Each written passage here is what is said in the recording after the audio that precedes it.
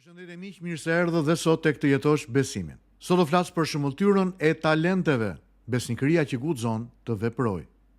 Brenda shëmbulltyrës Jezusi tha: "Shërptor i mirë dhe besnik, eja dhe hyr në gëzimin e Zotit tënd." Kjo shëmbulltyrë flet për një Perëndi që beson tek njeriu. Ai u beson shërptorëve pasurinë e tij dhe largohet.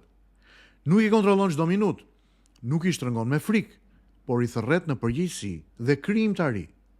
Dy shërptorë guxojnë të veprojnë, njëri fshihet nga frika. Dallimi nuk është në sasinë e talenteve, por në qëndrimin e zemrës. Njëri shikon mundësi, tjetri shikon rrezik. Një figurë historike që e mishëron këtë guxim krijues është kompozitori i famshëm Johann Sebastian Bach. Ai nuk e pa talentin e tij si pronë personale, por si përgjegjësi për lavdinë e Zotit. Në dorëshkrimet e tij ai shkruante shpesh: "Soli Deo Gloria", që do thot vetëm Zotit i qoftë lavdia. Bahu nuk e fsheu dhuntin e tij nga frika e dështimit. Ai e shumë fishoi përmes disiplinës, përkushtimit dhe shërbimit. Talenti i tij u bë bekim për breza të tërë. Disa të vërteta që dua të qëndrojnë me ne këtë mëngjes. E para, Zoti na beson diçka reale, jo imagjinare. Talentet nuk janë vetëm aftësi natyrore, por gjithçka që Zoti na ka dhënë: koha, mendja, ndihimi, pasuria, fjalët, jeta. E vërteta e dytë, frika është armiku i besnikërisë. Shërptori i tretë në shëmbulltyrë nuk ishte i keq, i lig apo i korruptuar.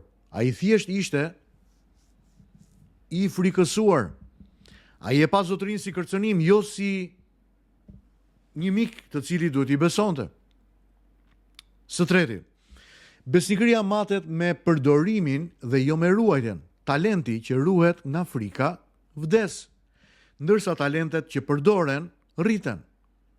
Agustini do të shkruante: "Perëndia na jep dhurata jo për t'i fshehur, por për t'i shndruar në fryt." Shoqëria jonë shpesh i edukon njerëzit të jenë të sigurt dhe jo të guximshëm, të mos gabojnë, jo të rriten, të ruajnë, jo të rrezikojnë për të mirën. Rreziku më i madh është të mos rrezikosh asgjë. Shërbëtori që e fsheu talentin zgjodhi sigurinë, por humbi kuptimin. Ndaj më lejoni t'ju shtroj disa pyetje sot.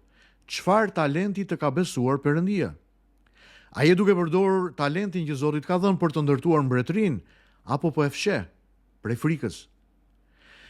A je më shumë i fokusuar tek të mos gabuarit apo tek të qenurit besnik? Talenti yt sot mund të jetë një fjalë që inkurajon, një mendje krijuese që krijon, duar që shërbejnë, guxim që mbron të vërtetën. Mos e varros atë që Zoti të ka dhënë dhe ka mbjellë në ty, por përdore. Le t'i lutemi Zotit së bashku. Zoti i dashur, më çliro nga frika që paralizon dhe mbush me frikë. Më ndihmo që ta jetoj dhe ta jap, ta investoj atë që ti më ke dhënë. Ti jem shërptor që guxon të besoj tek besimi që ti më ke dhënë mua. O Zot, bekoj burrat dhe gratë që janë duke më ndjekur sot.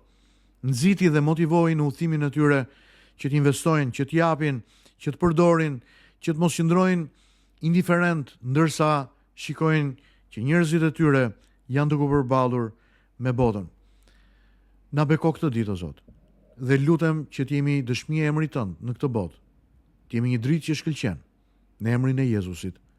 Amen. Miq, nëse ky mesazh dhe mesazhet e tjera të ditëve që kemi kaluar kanë qenë bekim për ju, ndajni me miqtë tuaj. Le të ndajmë bekimin dhe le të jemi dritë për të tjerët. E natyrisht që shkruani një koment nëse realisht dëshironi që unë të ndaj diçka specifike në ditët në vijim, diçka që ka kuptim për ju, mbase diçka që i flet një betejë me cilën ju jeni duke përballur. Mezi pres t'ju takoj sërish nesër në meditimin e ditës. Zoti me ju.